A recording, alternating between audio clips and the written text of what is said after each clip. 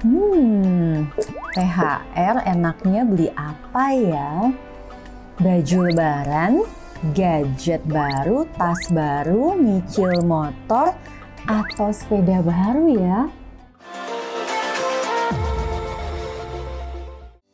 Assalamualaikum Zep Friends, selamat datang di Zep Finance TV. Untuk yang baru mampir, kenalin saya Prita Gozi, CEO Zep Finance. Kalau belum subscribe, jangan lupa subscribe dan nyalain loncengnya juga ya.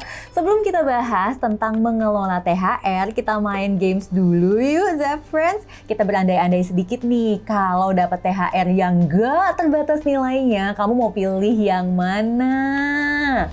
Oke, siap ya? Tas baru atau baju baru? Beli tiket mudik atau kirim ke orang tua? DP motor atau beli sepeda baru? Beli emas atau DP KPR? Nabung aja atau beli saham? Ayo dipilih. Walau kenyataannya THR belum tentu sebanyak itu, tapi tetap harus kita syukuri ya Zep Friends. Alhamdulillah kita masih bisa dapat THR. Nah, biar THR yang nggak lenyap begitu aja, kali ini saya mau share beberapa tips supaya bisa mengalokasikannya dengan lebih bijak lagi. Siapa yang nggak seneng dapat THR? Kayaknya nggak ada ya Zep Friends. Saya juga paling seneng kalau udah dateng tanggal-tanggal mau dapat THR. Biar uang THR-nya tidak menguap gitu aja, ada beberapa langkah loh yang bisa kita terapkan secara keuangan. Pertama, kita buat dulu nih yang namanya pos-pos keuangan. Sebelum menerima THR, sebaiknya kita sudah buat catatan untuk pos pengeluaran apa saja ya dana ini akan digunakan. Biasanya saya akan menggunakan panduan pos pengeluaran untuk zakat fitrah, sedekah, dan lain-lain yang bisa mencapai 20%. Lalu pos pengeluaran untuk kebutuhan lebaran, ya bolehlah 20%. Lalu pos pengeluaran untuk THR pekerja kita dan juga mau kasih ke orang tua dong, kita alokasikan 20% juga. Nah, pos dana darurat biasanya saya alokasikan 10%, lalu pos untuk melunasi pinjaman bila mana ada 10%. Maka kita akan punya pos opsional 20% jika kita tidak mudik yang mana bisa dialokasikan untuk investasi. Nah, pahami ya, untuk pengeluaran makanan dan minuman selama bulan Ramadan dan juga selama mudik sebenarnya harusnya dibayarkan dengan gaji bulanan karena hal itu merupakan bagian dari pengeluaran rutin kita. Kedua, memiliki dana darurat. Dana THR sebaiknya tetap disisihkan untuk keperluan tak terduga ya Zep Friends. Dana ini disisihkan di rekening yang terpisah dan dapat digunakan apabila ada pengeluaran mendadak setelah momen lebaran. Selain itu, dapat juga digunakan jika ada musibah seperti sakit atau celaka. Alokasinya sekitar 10% dari dana THR ini. Ketiga, bedakan antara pengeluaran yang sifatnya wajib, butuh, dan ingin. Biasakan untuk membuat prioritas pengeluaran THR berdasarkan urutan ini Zep Friends. Pengeluaran yang sifatnya wajib di sini seperti pembayaran zakat wajib, zakat fitrah, dan juga kebutuhan lebaran utama kita. Contohnya memberikan THR kepada para pekerja di rumah, hidangan lebaran, atau kalau yang sifatnya ingin dan bisa ditunda, mungkin kali nanti kita tunda dulu ya. Kenapa?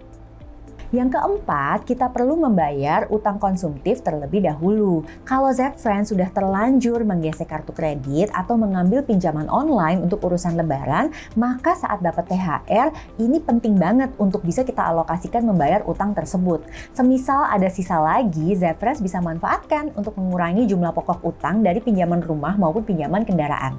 Terakhir, kalau utang sudah nggak ada, pengeluaran wajib dan kebutuhan untuk lebaran juga sudah terpenuhi, Zep Friends bisa nambah alokasi dana THR untuk menambah aset investasi. Zep Friends pasti punya lah berbagai mimpi seperti dana pendidikan anak, lalu dana untuk uang muka pembelian rumah, dan mimpi-mimpi lainnya. Mimpi-mimpi ini bisa terwujud dengan menginvestasikan dana THR. Jadi walaupun nggak mungkin semuanya diinvestasikan, tetap usahakan untuk mengalokasikan sekitar 10% dari dana THR untuk masa depan kita Zep Friends.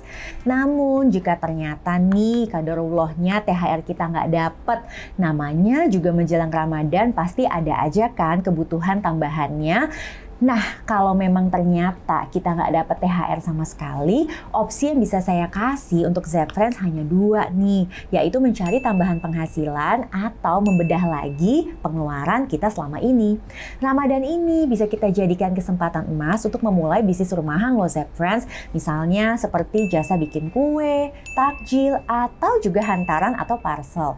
Nggak usah mikirin atau ngejar untung yang terlalu besar atau berlebihan dulu Z-Friends. Untung tipis-tipis juga nggak apa-apa kok, tapi yang penting bismillah bisa nutup beban pengeluaran tambahan untuk lebaran. Bahkan siapa tahu setelah lebaran usaha kecil ini malah semakin maju. Nah, kalau nggak memungkinkan untuk cari penghasilan tambahan, ya berarti Z-Friends harus pakai opsi yang kedua. Caranya dengan membedah lagi pengeluaran kita. Seperti yang tadi sudah saya sebutkan sebelumnya, bedakan antara pengeluaran wajib, butuh, dan ingin.